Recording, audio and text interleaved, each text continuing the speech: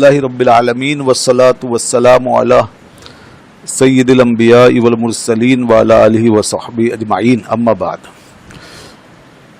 شیر پشمین از برائے گد کنند، بو مسیلم را لقب احمد کنند۔ اچھا جی، اب یہاں سے یہ بتا رہے ہیں کہ دیکھیں دو قسم کے لوگ ہوتے ہیں، ایک تو ہوتے ہیں اصلی اور خالص لوگ، ٹھیک ہے نا، جن میں کوئی ملاوٹ نہیں ہوتی، دو نمبری نہیں ہوتی، اور دوسرے ہوتے ہیں جناب بناوٹی لوگ اور دو نمبر قسم کے لوگ، جعلی اور نقلی لوگ۔ تو یہ جعلی اور نقلی لوگ جو ہیں یہ کیا کرتے ہیں، ان کا انداز واردات بتا رہے ہیں، ان کی واردات کیسی ہوتی ہے اور کس طرح یہ دھوکہ دیتے ہیں۔ پہلے بھی یہ بات آئی تھی نا کہ مردان کار کا جو کام ہے وہ کیا ہے، جو اللہ کے مرد کہلاتے ہیں، جو اہل اللہ ہیں، ان کی شان یہ ہے کہ وہ روشنی اور گرمی ہوتی ہے، ان میں روشنی ہدایت کی ہے، گرمی حق کی ہے، اس کی محبت کی اور غیرت کی۔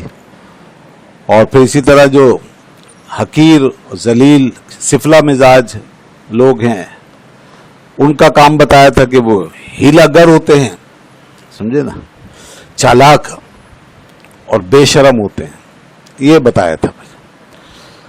تو اب اسی مضمون کو آگے بڑھاتے ہوئے فرما رہے ہیں شیر پشمیند از برائے گد کنند،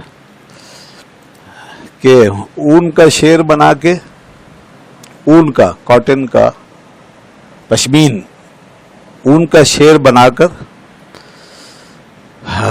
بناتے ہیں گداگری کے لیے، از برائے گد، گد کا مطلب گداگری، for the purpose of begging, for the purpose of begging, یعنی بھیک مانگنے کے لیے۔ تو اب وہ گداگروں کا ایک طریقہ تھا، وہ اس طرح کی چیزیں بنا کے پھر وہ لوگوں سے بھیک مانگتے تھے۔ جیسے آج کل نہیں لوگ بھیک مانگنے کے لیے اور پیسے بٹورنے کے لیے مختلف قسم کے کرتب دکھاتے ہیں اور اس میں دو نمبر کام بھی کرتے ہیں، کوئی کچھ لے کے بیٹھا ہوتا ہے، کوئی کچھ لے کے بیٹھا ہوتا ہے، تو وہ اس سے ان کا مقصد ہوتا ہے کہ پیسے جمع کریں۔ تو اب یہ مثال دی ہے نا ایسے لوگوں کی کہ جو صوفیہ کا لباس پہن کے اپنے آپ کو ایک ایسا پیور خالص جو ہے آدمی ظاہر کر کے، اللہ والا ظاہر کر کے، نیک بن کر، نیکوں کا حلیہ اپنا کر بیٹھ گئے، حالانکہ وہ اندر سے نیک نہیں ہے۔ ان کا مقصد صرف مال جمع کرنا ہے، دنیا کو قریب کرنا ہے اور لوگوں کو اپنا مرید بنانا ہے وغیرہ۔ تو یہ ان لوگوں کا طریقہ واردات ہے۔ بو مسیلم را لقب احمد کنند، اور لوگ کیا کرتے ہیں بھئی، لوگوں کا عمل بتایا کہ ایسے لوگوں کے ساتھ جب یہ جہلا جمع ہو جاتے ہیں، عوام الناس، کہ جو علماء وغیرہ سے ان کی طرف رجوع نہیں کرتے اور جو دین کو نہیں سمجھتے، اور ان کے اندر بھی ایک خود غرضی ہوتی ہے، دنیا پرستی ہوتی ہے، تو ایسے لوگ جو ہیں وہ بو مسیلم را لقب احمد کن، وہ مسیلمہ جیسے شخص کو احمد کا لقب دے دیتے ہیں، یعنی اس کو احمد مان لیتے ہیں۔ اب یہ وہاں لے گئے نا جہاں پہ مسیلمہ کذاب، جھوٹا مدعی نبوت نکلا آپ صلی اللہ علیہ وسلم کے زمانے میں، اور اس نے جھوٹا دعویٰ کیا اور ایک جھوٹا نبی بن کر ظاہر ہو گیا ظاہر۔ تو پھر یہ اس کے ماننے والے بہت سے اس علاقے کے آس پاس کے بہت لوگ جمع ہو گئے، ایسے بڑے بڑے جوہلا ہیں، تو انہوں نے اس کو مان لیا اللہ کا نبی، معاذ اللہ، اس کا کلمہ پڑھ لیا، تو انہوں نے اس کو احمد کا لقب دے دیا۔ تو یہ ہوتا ہے اصل میں، ایک طرف تو یہ مکار لوگوں کا سلسلہ ہے کہ یہ اپنے آپ کو ایسے لباسوں میں چھپا کر اور اچھے لوگوں کا لبادہ اوڑھ کے پھر لوگ گمراہ کرتے ہیں، बहकाते हैं, और दूसरी तरफ ये आम लोग हैं जो धोखा खाने के लिए बैठे हुए, समझे ना। तो हमारे यहाँ ऐसे लोगों की भी कमी नहीं है। तो बहरहाल ये दोनों ही को हिदायत फरमा रहे हैं कि एक तरफ ये हैं तो ये जाहिर सी बात है अपनी आखिरत तबाह कर रहे हैं, और दूसरी तरफ जो अवाम है वो इनके पीछे चल के वो अपनी आखिरत तबाह कर रही है। तो इसलिए इस सारे चक्करबाजी से इंसान को बाहर निकलना चाहिए। ये खेल तमाशा बना हुआ है दुनिया के अंदर, उस दौर में भी होता था, आज भी हो रहा है, और आज भी आप देखें कैसे कैसे बहरूपिये वो क्या क्या मतलब ये कि बनकर आए हुए हैं, और कैसे कैसे वो दावे कर रहे हैं बैठकर, और लोगों को उन्होंने यकीन दिलाया हुआ है भाई, और लोगों ने ऐसा यकीन किया हुआ है कि वो उनके नाम पे मरने मिटने के लिए तैयार है, समझे ना। अब जैसे आप जानते हैं कि अब इस किस्म के बहरूपिये जो हैं वो सहारा ले लेते हैं, जैसे तावीज़ धागों का और दम दुरूद का और ये दीगर वगैरह ऐसे वज़ाइफ का और ऐसी चीज़ों का, रूहानियात का, अमलियात का सहारा ले लेते हैं। उसके बाद बस काम चलना शुरू हो जाता है। तो ये हमें इन बुजुर्गों ने मतलब अच्छी तरह समझाया है हर दौर में, और हमारी आंखें खोली हैं। और अब तो अकायद तक बात पहुंच गई है भाई, मतलब अकायद और नज़रियात भी अगर बिगड़े हुए हैं तो भी कबूल है। यानी अब जैसे ये हमारे यहाँ गाली पैदा हुए हैं जो आधे नीम रावजी बने हुए हैं, अब ये पीर थे तो पीर हैं बहुत सौ के लिए भाई, और किसी के लिए कोई शाह साहब थे तो वो अब भी शाह साहब हैं भाई, और जो भी ओहदा था वो है, बस साहिबजादे हैं साहिबजादे हैं। अब हालांकि उनका दीन भी बदल गया, नज़रिया बदल गया, अहले सुन्नत से हट गए, सही नज़रिए से हट गए, मगर फिर भी उनके पीछे चले जा रहे हैं। ये होती है अंधी तकलीद ना, इसको कहते हैं अंधी तकलीद। तो तकलीद जो है वो बुरी नहीं है, अंधी तकलीद बुरी है। अंधी तकलीद यही होती है कि आदमी जहाँ पे किसी की ज़ात को मकसूद बना ले और जो दीन और शरीयत है वो बित्तबा हो जाए, ये फिर अंधी तकलीद है।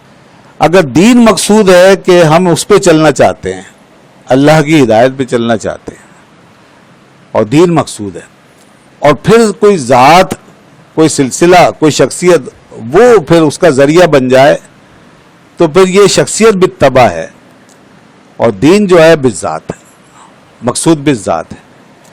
तो एक होता है मकसूद बिज़ात और एक होता है मकसूद बित्तबा। जो मकसूद बिज़ात है तो वो दीन होना चाहिए, वो शरीयत होनी चाहिए, और फिर बाकी चीज़ें होनी चाहिए मकसूद बित्तबा। लेकिन आम तौर पे देखें उल्टा हो जाता है, ज़वात जो हैं और जो शख्सियात हैं वो मकसूद बिज़ात बनी हुई हैं, और दीन और शरह ये मकसूद बित्तबा हो गया है, तो गुमराही तो होगी फिर। तो हमेशा इस मकसद को सामने रखें। अच्छा, उसके बाद दुनिया में किसी भी शोबे में चले जाए, अगर शख्सियत जो है वो जरिए के बजाय मकसूद बन जाए तो वो शोबा तबाह हो जाता है ना। जैसे मिसाल के तौर पर तलबा हैं, इल्म पढ़ने वाले लोग हैं, या कोई भी हुनर सीखने वाला है, कहीं भी कोई ऐसा हो, जैसे जहाँ भी तालीमी सिलसिले चल रहे हैं, मराकिज़ हैं, दुनियावी हैं, दीनी हैं, जो भी हैं, तो वहाँ पर मकसूद क्या होता है? इल्म और फ़न और वो हुनर। और जो असातिज़ा होते हैं, जो इंस्पेक्टर होते हैं, जो मेंटोर होते हैं, वो उसका ज़रिया बनते हैं। अब अगर इसको उलट कर दें वहाँ पर, और वो अपने उस्ताद ही को लेके बैठे रहें और शख्सियात से चिमटे रहें, और इल्म जो है वो छोड़ दिया जाए, और जो सीखने सिखाने का काम है वो रुक जाए और दूसरे काम होना शुरू हो जाए, तो जाहिर है इदारा ख़त्म हो जाएगा। न दुनिया का इल्म हासिल हो सकता है, न दीन का। तो ये हमेशा से ऐसे ही शख्सियात जो होती हैं वो मकसूद बित्तबा होती हैं, सिवाय रसूलुल्लाह सल्लल्लाहु अलैहि वसल्लम की ज़ात के, कि आप सल्लल्लाहु अलैहि वसल्लम की ज़ात चूँकि ऐन दीन है, आपकी ज़ात जो है वो ऐन दीन है, ब मुस्तफ़ा बरसा खीश रा के दीन हमाउस, कि आप तक पहुँचना यही दीन है। अगर बउन रसीदी तमाबुला भी, तो आपकी ज़ात चूँकि ऐन दीन है, दीन में और आपकी ज़ात में कोई मुगायरत नहीं है, क्योंकि अल्लाह ताला ने आपकी इताअत को मुतलकन फ़र्ज़ किया है, अनकंडीशनल, ठीक है ना, गैर मशरूत तौर पे फ़र्ज़ किया है, वो किसी और चीज़ पे मौकूफ़ नहीं है। نہ آپ کی اطاعت موقوف ہے، نہ آپ کی محبت موقوف ہے، نہ آپ کا کوئی تعلق، بلکہ وہ آپ کی ذات کے ساتھ ہی مقصود ہے. اور اسی چیز کو اللہ نے پھر اپنی محبت اور اپنی اطاعت قرار دے دیا. ٹھیک ہے نا؟ تو اس لیے آپ کی ذات جو ہے وہ مقصود ہے. ٹھیک ہے، مقصود بالذات ہے. اور آپ کو پانا بین آپ کو ہی پانا ہے. اور آپ کی محبت کا مطلب بین آپ ہی کی محبت، اور آپ کی اتباع اور آپ کی اطاعت کا مطلب بین آپ ہی کی اطاعت و اتباع ہے. اور وہ بھی ایسے کہ آنکھ بند کر کے، بغیر کسی شرط کے، بغیر کسی قید کے، ایبسلیوٹلی، جیسا کہ قرآن میں فرمایا وما آتاکم الرسول فخذوہ وما نہاکم عنہ فانتہوا. جو کچھ بھی رسول صلی اللہ علیہ وسلم تمہیں دے وہ لے لو، اور جس سے منع کرے اس سے رک جاؤ. اور فرمایا ومن یطع الرسول فقد اطاع اللہ. تو جو اطاعت کرے گا رسول اللہ صلی اللہ علیہ وسلم کی، تحقیق اس نے اللہ کی اطاعت کر لی. تو ان آیات سے یہ پتہ چل رہا ہے، یہ چند آیات ہیں، اور بھی بہت دلائل ہیں، کہ آپ کی ذات تنہا وہ ذات ہے جو مقصود بالذات ہے. تو اللہ تعالیٰ کی ذات بھی مقصود بالذات ہے، اور آپ کی ذات بھی مقصود بالذات ہے. لیکن بس ایک فرق رکھنا ہے کہ آپ کی ذات کو مقصود بالذات اللہ نے بنایا ہے، اللہ کی اذن سے ہے، اللہ کے حکم سے ہے. اور اس کے بعد پھر جیسے کہ فرمایا اولی الامر منکم، تو یہاں اطیعوا کا لفظ دوبارہ نہیں آیا. تو اب یہ ہے کہ قیامت تک جو بھی ہے وہ موقوف ہے، اس کی اطاعت موقوف ہے. کس پر؟ آپ صلی اللہ علیہ وسلم کی اطاعت پہ. اور وہ تابع ہے پھر آپ صلی اللہ علیہ وسلم کی. اور ان سب کی اطاعت اس وجہ سے ہوگی کہ آپ صلی اللہ علیہ وسلم کی اطاعت اگر وہاں پائی جائے گی تو پھر ان کی اطاعت ہوگی. اور جہاں اختلاف کی گنجائش ہوگی وہاں اختلاف ہوگا. تو یہ سب چیزیں اس طرح ہیں. تو باقی جو ہے لوگوں کا حال بتا رہے ہیں کہ اب لوگ جو ہیں شیر کی کھال وہ چڑھا کے وہ کیا کیا کرتے ہیں، اور لبادے اپنے اوپر ڈال کر کے اس سے جو مقاصد حاصل کرتے ہیں وہ بتایا کہ یہ سب دنیا کے طالب ہیں.